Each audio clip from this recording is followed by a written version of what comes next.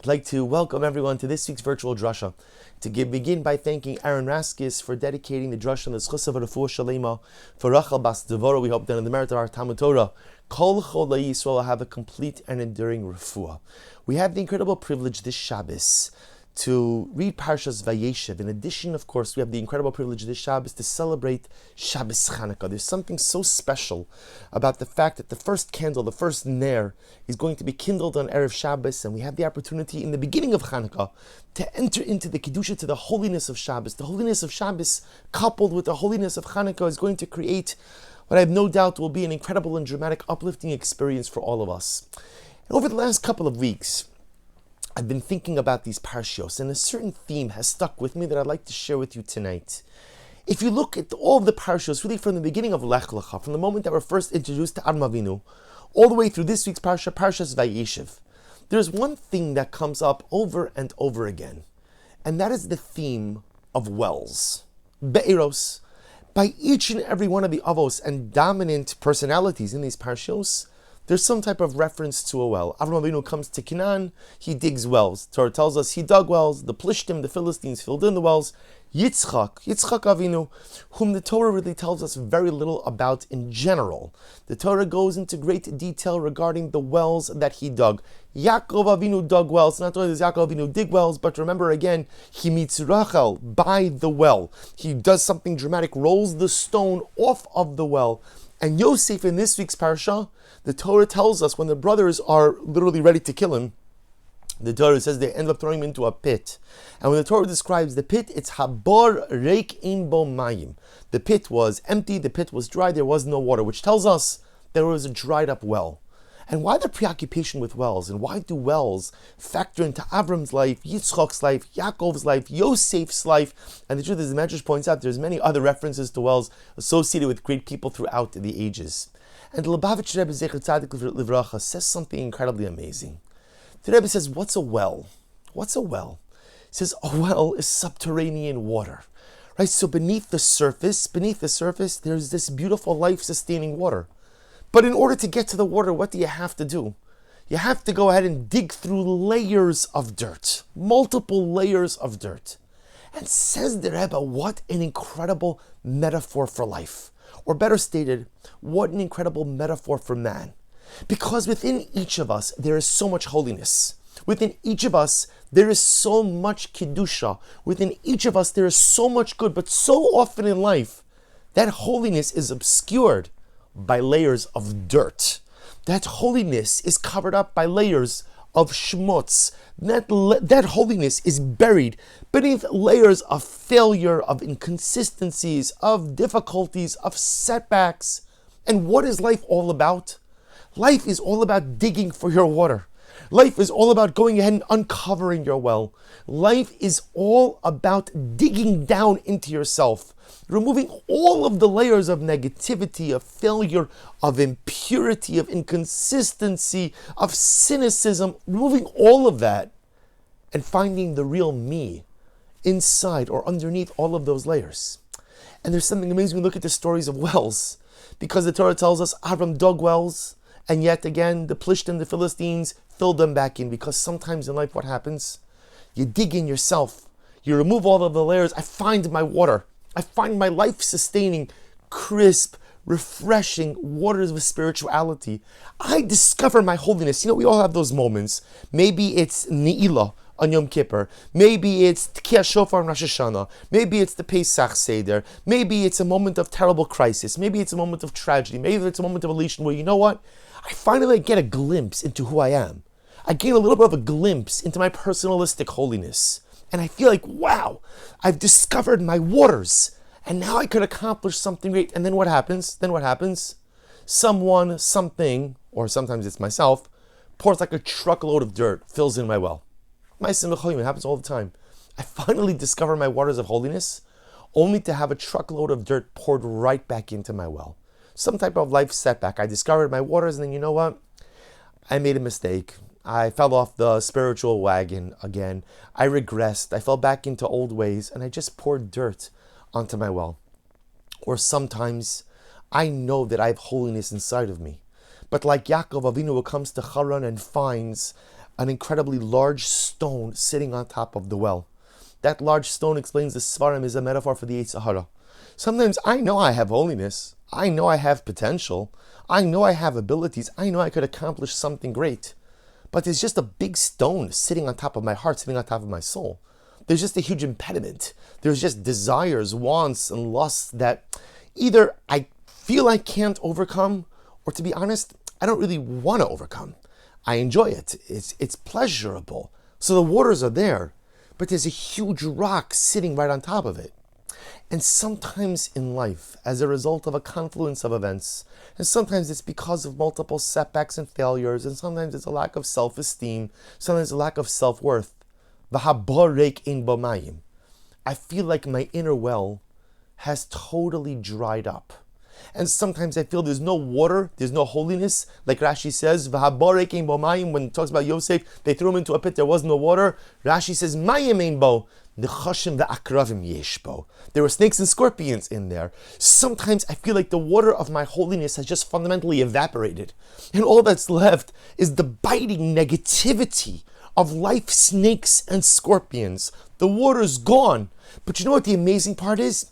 Even when you think the water is gone, all you need to do is dig a little bit deeper and you'll discover the water. All you need, just keep digging a little bit, and the water of holiness will begin to bubble up even inside of your dried up well. This, says the Lubavitcher Rebbe Zecher Tzadik Livracha, is why the Torah spends so much time talking about wells. Because the well is the ultimate metaphor for life. The well is the ultimate metaphor for us. Life is all about the well. Sometimes my wells get filled in after I've dug them out. Sometimes there's a huge rock sitting on top of my well. Sometimes I feel like the water has totally evaporated from my well. But it's in those moments that I just have to dig a little bit deeper. In those moments I just have to look a little bit further inside of myself. Because, dear friends, each of us has a personalistic well that sits atop a gushing reservoir of water, of holy water, of spiritual water, of pure, pristine, ruchni water. It's just sometimes I have to dig within myself. We often underestimate our abilities. We underestimate our kochos. We like to tell ourselves we can't do things because, hey, if I can't do it, then there's no obligation to really try all that hard. But the waters are there. The waters are bubbling. They're waiting to come out. I just have to pull off the rock like Yaakov. I just have to unplug or unearth the wells like Yitzchak. I just have to find the courage to dig them in the first place like Avram. Or I have to find the courage to realize that even though it looks dry, there's really water underneath the snakes and scorpions like Yosef. Life is all about digging within yourself and finding your holiness and finding your goodness. And isn't this the message of Chanukah as well? Rav Avram Yitzchak HaKohen Kook, Zecher Tzadik V'Kadosh Levacha, writes in his Ein Ayah, when talking about Chanukah, he says, what's the miracle of Chanukah? It's interesting, the miracle of Chanukah, we know the story. The Chashmonaim defeated the Syrian Greeks. They come into the Beis HaMikdash, and what does the Gemara say? V'lo matzu ela pach echad, they found only one little jug of oil. Munach bichosamo shel Kohen Gadol. And with the seal of the Kohen Gadol intact, they walked into the Beis HaMikdash, and the Beis HaMikdash was in a state of disarray. The Beis HaMikdash was totally, fundamentally defiled. But imagine the image. In the midst of the sea of defilement, there was one untainted jug. In the midst of the sea of defilement, there was one little pocket of holiness. And says Rav Kook, that's a metaphor as well. Obviously, of course, a literal story, but with a metaphorical meaning for each of us. Because sometimes I am that defiled temple. And sometimes, again, I feel like I'm losing myself in the midst of that sea of impurity.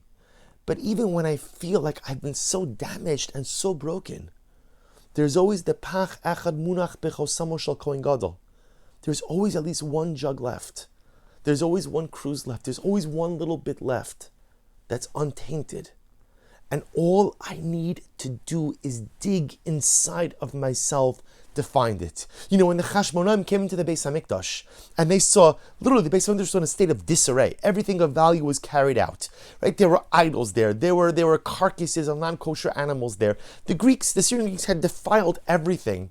So what do you think? That they walked in, oh, look at that. There's a little jug of oil perched on the shelf right here, right with a little sign that says, please, open and light me. Are you kidding? They had to look around. They probably had to sift through rubble. They had to go through layers and layers of dirt and rubble and schmutz and tumah until they finally found that one little jug of oil. It wasn't perched neatly on a shelf waiting for them. It didn't just roll over to their footsteps, to their feet and said, please, light the menorah with me. They had to dig. They had to go through layers of impurity to finally find that little cruse of oil. They had to dig through the layers of dirt in order to find the water. It's the same message. Chanukah, Parshas Vayeshev, the Pach Shemen, the wells, it's all the same message. That sometimes in life I get filled or covered with piles of dirt. I get filled or I get covered, obscured with piles of failures and setbacks and negativities and cynicism. And sometimes I feel so buried underneath all of the impurities, some of which I have caused, and some of which is just a reality maybe of the life that I'm living. And I give up on myself, and I throw in the towel in myself, and I assume my temple will be forever defiled, and I assume that my well will always be filled in. That big rock, I can't move it off the opening of the well. And comes along the stories of Vayeshev and says, dig for your water, uncover your well, look inside of yourself. It comes Chanukah and says, no matter how intensely the personalistic temple has been defiled, there's always the pach echad munach b'chosamo shel kohen gadol. There's always the one little cruse of oil that's left. But you have to look for it. You have to look for it. Because it doesn't come to you.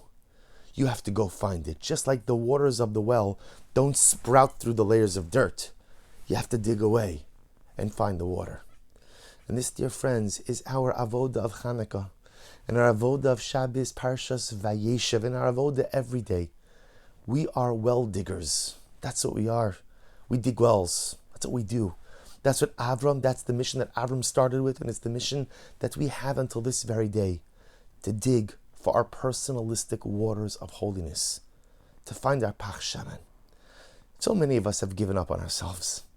And we've lowered the bar for what we think we're capable of, what we could accomplish, who we could be, and what we can do. And comes the Yom Tov of Chanukah, comes Parshas Vayeshev, and reminds us, start digging.